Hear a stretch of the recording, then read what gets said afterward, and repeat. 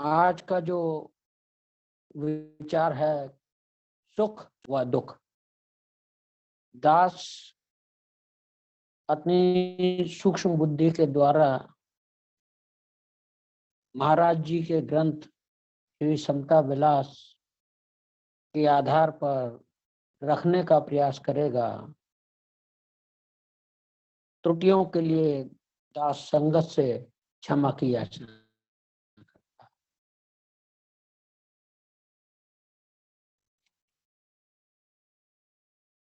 विषय है सुख व दुख।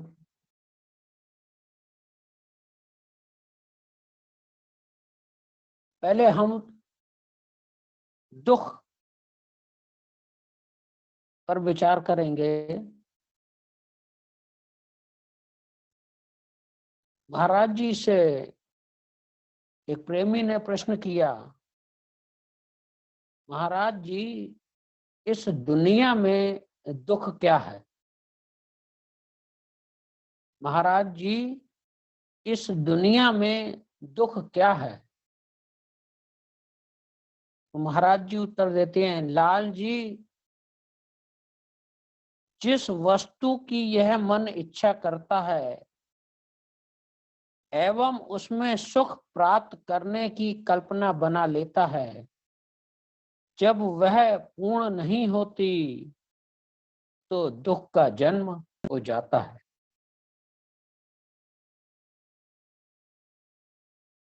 लाल जी जिस वस्तु की यह मन इच्छा करता है एवं उसमें सुख प्राप्त करने की कल्पना बना लेता है, जब वह पूर्ण नहीं होती तो दुख का जन्म हो जाता है। अर्थात मन की चाह की अपूर्ण हालत का नाम ही दुख है। मन की चाह की अपूर्ण हालत का नाम ही दुख है। वैसे दुख का अपना असली कोई स्वरूप नहीं है। मन की कल्पना करके ही दुख है और मन की कल्पना करके ही सुख।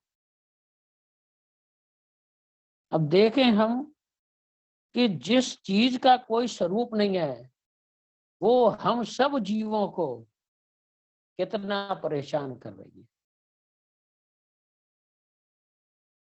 केवल मन की कल्पना ही हम सब जीवों के एक दुख का कारण बनी हुई है।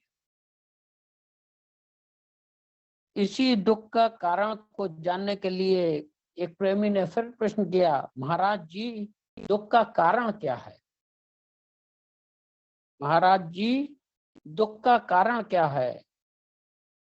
महाराज जी उत्तर देते हैं, शरीर और शरीर से संबंधित पदार्थों में ममता ही दुख का मूल कारण है। शरीर और शरीर से संबंधित पदार्थों में ममता ही दुख का मूल कारण है।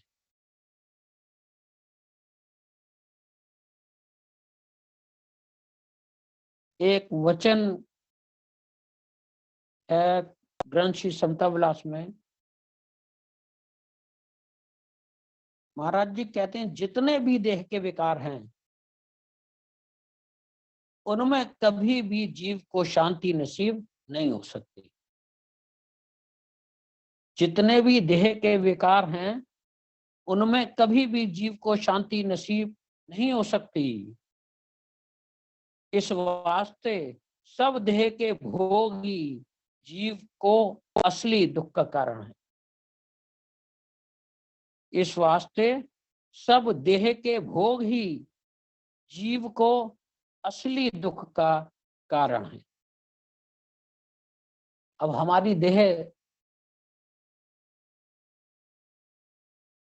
5 तत्वों से मिलकर बनी है, जल, अग्नि, वायु, पृथ्वी और आकाश। महाराज जी कह रहे हैं कि इन 5 तत्वों के 5 विकार हैं। पृथ्वी के विकार,